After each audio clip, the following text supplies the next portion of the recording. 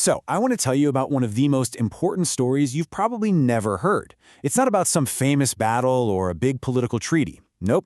This is about a quiet decision made by one man in a bunker that literally prevented the end of the world. And it all hinged on his gut feeling. And really, it all boils down to this one single question. How is that even possible? On one specific night in 1983, all the technology, all the alarms, all the military protocols were screaming one thing: launch a retaliatory nuclear strike.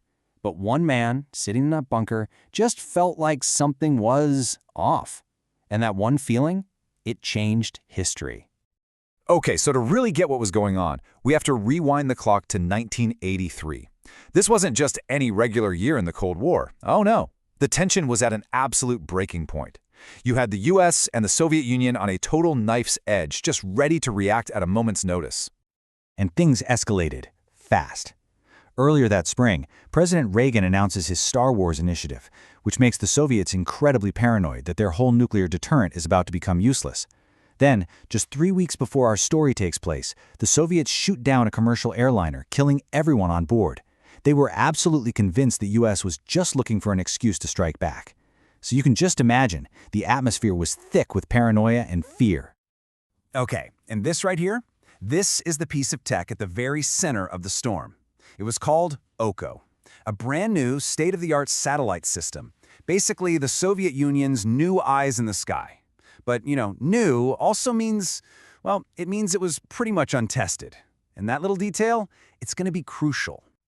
All right, so let's go inside Bunker Serpukhov 15, just outside of Moscow. It's the night of September 26th, and the man on duty is Lieutenant Colonel Stanislav Petrov. And his shift, well, it's about to become maybe the single most stressful night in all of human history. Just imagine this, right? You're in a quiet bunker, deep underground, and then suddenly, this piercing siren just shatters the silence. You look up, and in front of you, there's this massive screen, glowing bright red, with the single most terrifying word you could possibly read: launch. This is what Stanislav Petrov was staring at.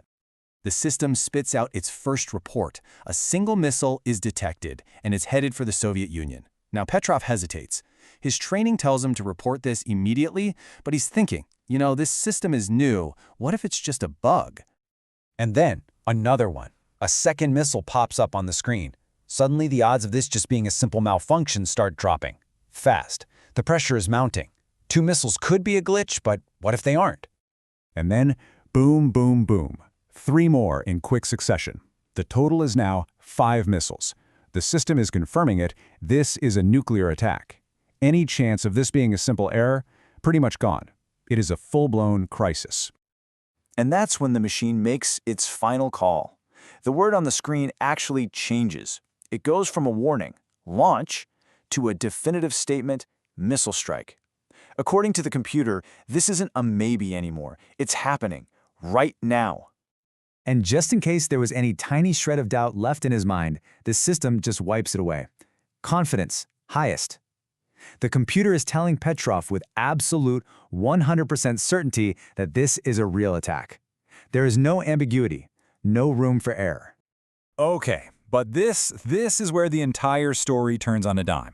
With sirens wailing and this computer screaming about an attack with the highest possible confidence, Petrov gets this funny feeling in his gut. Something just doesn't sit right. And this right here is the heart of the conflict. The machine, it just saw raw data. A launch was detected, confidence was high, so the protocol was clear. But Petrov saw context. See, he's thinking a real first strike from the US, that wouldn't be just 5 missiles. No way. It would be a massive, all-out attack, hundreds of missiles, designed to completely wipe them out. 5, it just didn't make any strategic sense. So think about this for a second. Even though the billion-ruble computer was completely certain, Petrov's own mind rated the situation as a coin flip, 50-50. He was caught between trusting the machine and trusting his own logic. I mean, the fate of the entire planet is literally resting on a coin toss happening inside his head. So he has to make a choice, and he has to make it now. Every single second that ticks by is bringing those supposed missiles closer and closer. His job, his duty, is to pick up that phone and report the attack. And that call would almost certainly unleash a full-scale Soviet nuclear retaliation. But what he does next, under this insane pressure is just incredible. He doesn't panic. He checks all of his readouts one last time. Then he calls the ground-based radar teams to see if they can confirm. And here's the weird part. They saw nothing. Their screens were totally blank. And that was the final piece of the puzzle he needed. So he picks up that red phone, the direct line to his superiors, and he makes the call. He reports a system malfunction. So, in the end, it all just came down to this. The data was a mess, contradictory. The official protocol was crystal clear, but his intuition, that gut feeling that the whole scenario just didn't make sense, that's what guided his hand. He made the choice to trust his own human intuition over the flawless logic of the machine. And guess what? He was absolutely right. There was no attack. The brand new, super sophisticated Oko satellite had made a mistake.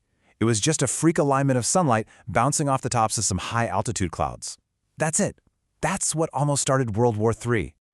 So, you might be wondering, why does this story from 40 years ago matter so much today? Well, it's because it's this incredible lesson about our relationship with technology, about the absolutely critical need to keep a human in the loop. I mean, just look at the two paths here. The difference is as stark as it gets. If the system had been totally automated, let's be honest, we know what would have happened. It would have followed its programming, and that leads straight to Armageddon. But Petrov, the human in the loop, used things the machine just doesn't have: context, logic, intuition, and he stopped a catastrophe. And this quote, it just nails the heart of the issue, right? A machine is brilliant at processing data, but it doesn't understand stakes. It can't possibly comprehend the horror of nuclear war or the value of a single human life. It just follows its programming, for better or, in this case, for much, much worse. And that, of course, brings us right back to today. This whole human-in-the-loop debate isn't some dusty old history lesson. It's happening right now with things like autonomous weapons and AI making medical diagnoses. The story of Stanislav Petrov is more relevant now than it has ever been, and it leaves us with this huge, critical question. When the stakes are at their absolute highest, who do we want making that final world-altering call? The machine with its perfect logical data, or the human with all their imperfections, but also with their essential gut-level judgment?